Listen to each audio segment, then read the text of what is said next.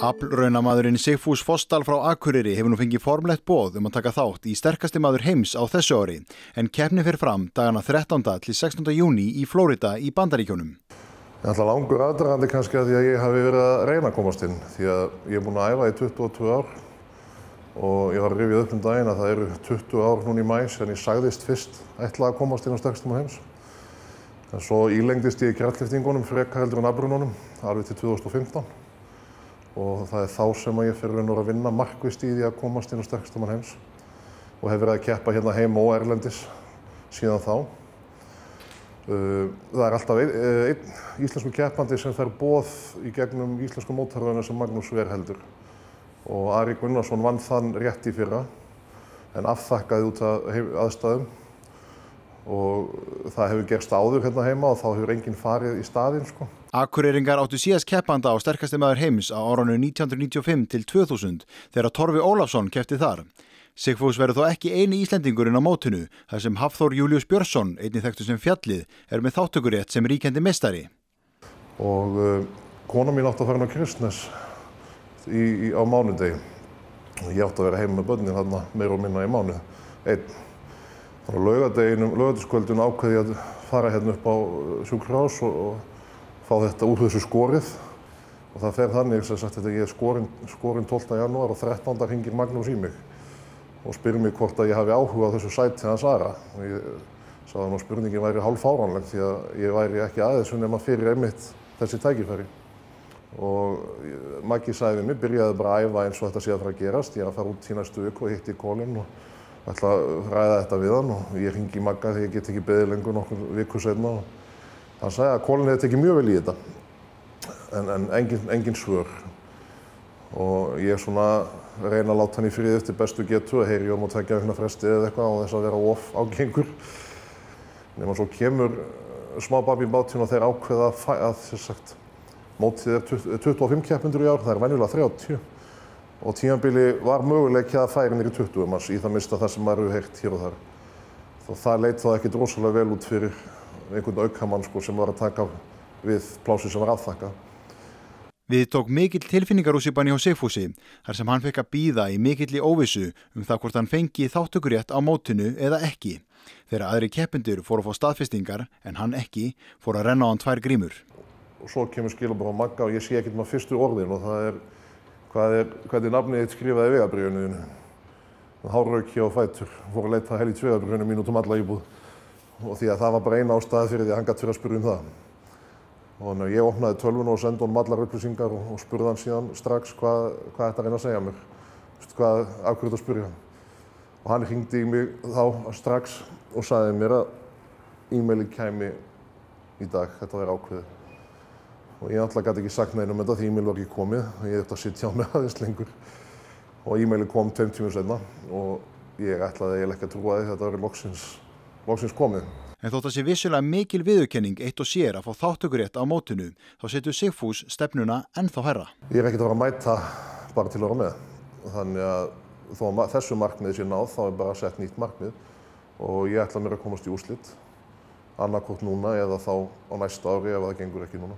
En markmið er núna. Aðdragandinn að þessu, hann er í raun langur en fyrirvarinn af því að þú ert komin inn, hann er ekkert svo langur þannig að maður þarf að vera tilbúin að grípa tækifæri þegar það kemur. En sagan segir okkur að Íslendingar hafa nú alveg gert það gott og þeir hafi komist að inn sem varamenn. Já, ég held að Íslendingar eigi bestu söguna og einu söguna af því að sem varamenn hafa labbað inn og unni mótið. Magnúsi var sjálfum boðið 2001 eftir að Jón Páll meiddist. Jón Páll var sitjandi meistari frá 1990. Og Maggi var held í einn af léttustu keppendunum og hann lýsir alltaf þannig að menn hafi hlegið á honum þegar þeir sá hann mæta, sko, áttu hann ekki von á miklu.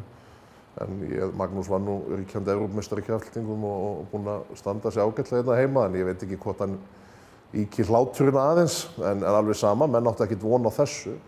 Sigfús keppti áður í kraftlyftingum með góðum árangri, þar sem hann á meðal annars þyngstu bekkpressu sem Íslendingur hefur tekið í 11 ár núna í júní og þyngsta samanlagðan árangur seinustu 8 árin.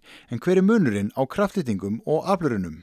Kraftlyftingarnar eru 3 staðlaðargreinar, mjög staðlaðar. Það er hnébeygja, bekkpressa og reststöðulyfta og í þessum alvöru kraftlyftingamótum, heilum mótum eins og við tölum þá er keppt í samanlögðum árangri Það var besta hnébein, besta bekkpressan og besta reststöðulyftan.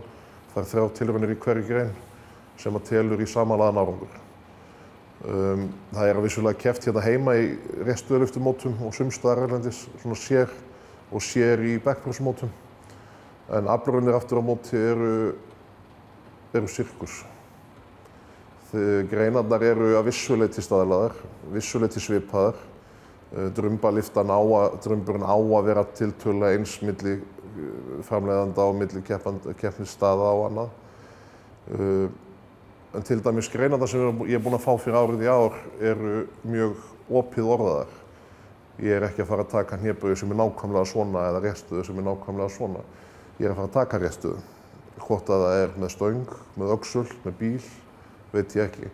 Hvort að ég á að taka hann á endurtekningu sem ég tel mun líklegra í undankeppni eða hvort ég á að taka hann á mestu mögulega þyngd eða til dæmis hafa þær tekið endurtekningu þar sem að þyngist. Það er mjög klassísk grein þar sem að þeir eru að lyfta körfuhálgeri fyrir aftan sig eins og bíl og það dettur alltaf nýr björkútur ofan í hana í hvert skipti sem að þeir eru búin að taka einu sinni.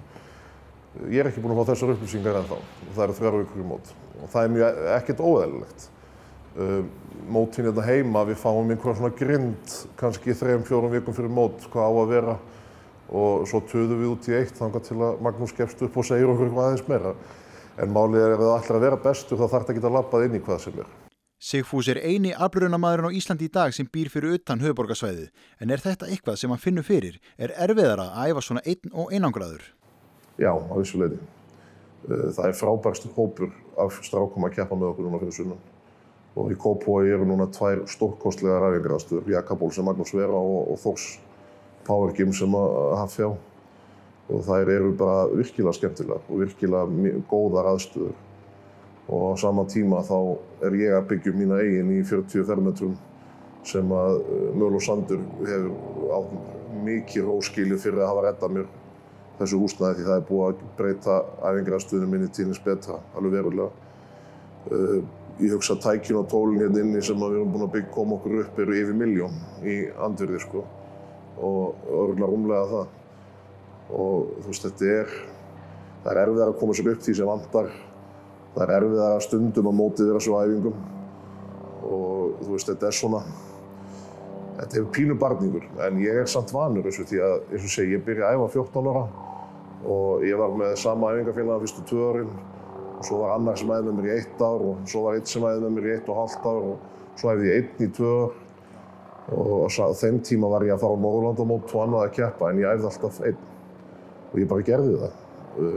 Þannig ég hef mentalitíði til þess að komast í gegnum það þó ég myndi kjósa að vera með 3-4 manna kjarna. Ég er með góðan æfingafélaga núna sem er ekki að gera það sama og ég en hann mætir alltaf með mér og vinnur með mér í þessu og annað sko. Þannig að ég er gríðarlega þakklátur fyrir það. En þetta er öðruvísi. Ég ætla ekki að kvart yfir, ég vel þetta. Ég vil búa á Akureyri. Ég vil vera með börnin mín og alveg upp hérna innan mína fjölskyldu og í umhverfi sem ég er ánægður með og kann að meta.